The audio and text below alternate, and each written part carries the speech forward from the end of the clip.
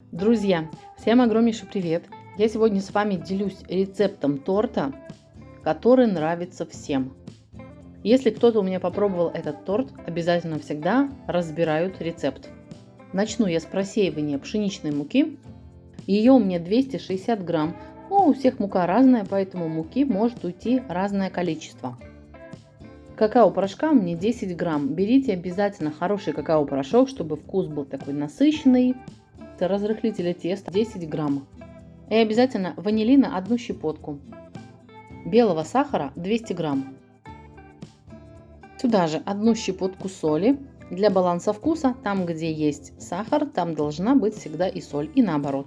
Молоко у меня 3,2% жирности, оно холодное из холодильника. Его 130 мл. Весь список продуктов вы, как всегда, найдете под видео. Растительного масла у меня подсолнечное масло без запаха 50 мл. 2 куриных яйца. И хорошенечко венчиком нужно перемешать, чтобы не было никаких комочков. И получается вот такая, как шоколадная густая масса. 1 чайная ложка пищевой соды.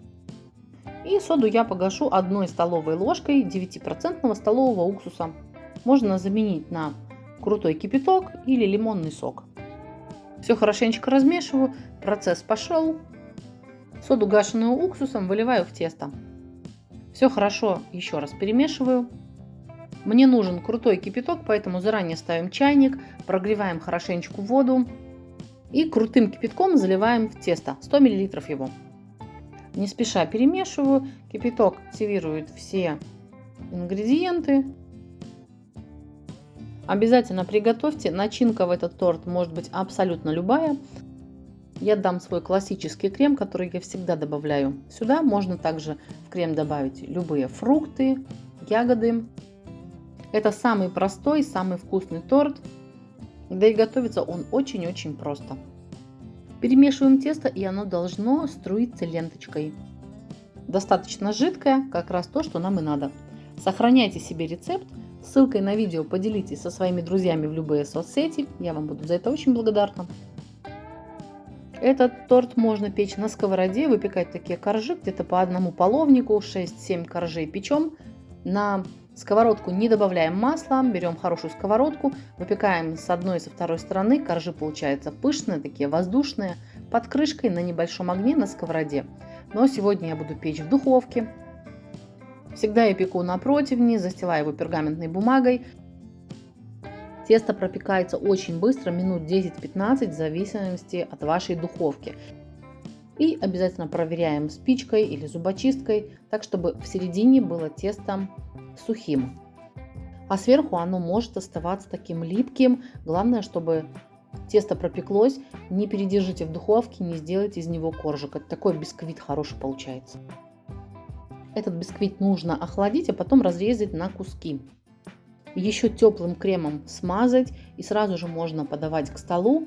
Этому торту не нужно давать настаиваться, пропитываться. Он сразу вкусный. Я сегодня торт не планирую собирать, поэтому этот бисквит я просто замотаю в пищевую пленку, беру в холодильник. Вообще бисквиты можно хранить в морозилке до месяца. Размораживаем его потом в холодильнике и собираем торт. Сейчас я готовлю крем. Масло у меня 82,5% жирности. Можно брать 72,5%. Главное, берите хорошее масло. У меня масло всегда белорусское. И на качество не жалуюсь. Масло берите 200 грамм. И кастрюлю с маслом я отправляю на плиту. На маленьком огне оставлю масло. Пусть оно стоит и тает. Сметану берите 20-25% жирности. У меня 230 грамм ее. Сюда же добавляю 1 куриное яйцо, белого сахара 100 грамм, половина столовой ложки кукурузного крахмала. Картофельный крахмал я не использую. Потом может и крем быть такой синюшный, и специфический вкус, запах от картофельного. Во всю выпечку в крема я добавляю только кукурузный крахмал. 1 столовая ложка муки пшеничной высшего сорта, 1 хорошая щепотка ванилина.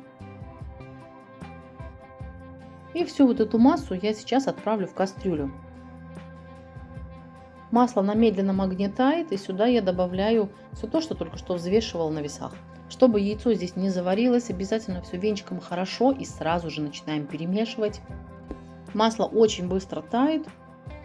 Весь этот крем наш будущий пока такой очень жидкий. У меня маленькая конфорка и средний огонь. У крема уже и консистенция стала другая, и цвет более желтый такой. Время от времени венчиком все перемешивайте, не давайте, чтобы там что-то пригорело.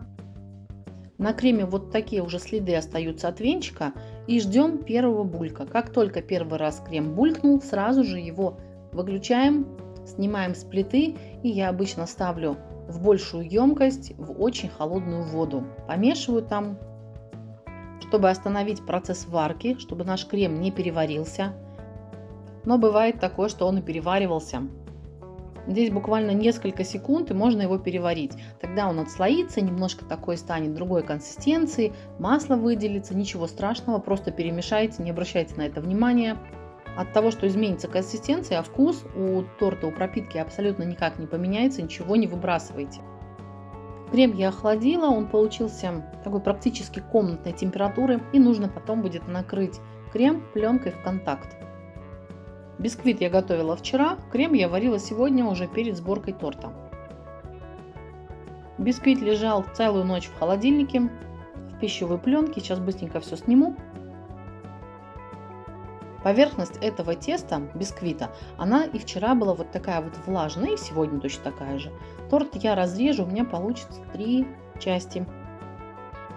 Вот точно такой бисквит можно готовить и собирать трайфлы в стаканчиках, готовить торт как панчо. По краям нужно срезать все вот эти некрасивые края, мы их потом измельчим в блендере. Это получится такая посыпка, крошка. Подпишитесь на канал, нажмите на колокольчик, и вам сразу же будет приходить уведомление о том, что на канале вышло новое видео, и вы ничего не пропустите. В блендере потом 1 минута, и получится такая мелкая крошка для обсыпки этого торта. Крем лучше всего накрывать пленкой в контакт, так чтобы пленка касалась крема. Тогда сверху не появится такая корочка, от которой потом будет сложно избавиться. Вот крем такой еще теплый, и коржи обычно теплые, я тогда и собираю этот торт. Каждый корж я теперь обильно смажу этим кремом. И обязательно по бокам торт также смазываем кремом. И коржи складываем друг на друга. Все очень просто, и если я готовлю коржи вот такие, пеку, и крем одновременно, то такой торт я собираю за полчаса. Абсолютно ничего сложного нету, а торт получается очень-очень вкусный. На следующий день после холодильника он мне очень напоминает пирожная картошка из детства. Обязательно вот эту крошку делайте такой очень-очень мелкой, чтобы не было крупных кусочков. По бокам я этот торт уже засыпала этой крошкой. Бока, верх, все обязательно хорошенечко засыпаем плотно. Летом я этот торт обычно украшаю разрезанными ягодами клубники. Это красиво, вкусно. Голубика тоже сюда хорошо идет. А здесь в начинку даже банан спелый хорошо пойдет вместе с этим кремом. У меня этот торт просили печь на заказ, поэтому не сомневайтесь, приготовьте один раз. Он получается очень мягкий, такой сочный, не сухой. Вот такой вот торт. Если вы его убираете в холодильник, потом достаете, дайте ему немножко постоять, чтобы масло, которое есть в составе крема, оно стало таким более мягким. Готовьте обязательно. Домашняя еда самая вкусная и готовится она всегда с любовью. Очень сочный, мягкий, вкусный такой торт получается. Всех с наступающими праздниками. До встречи в комментариях, в новых видео. Всем удачи. Пока-пока.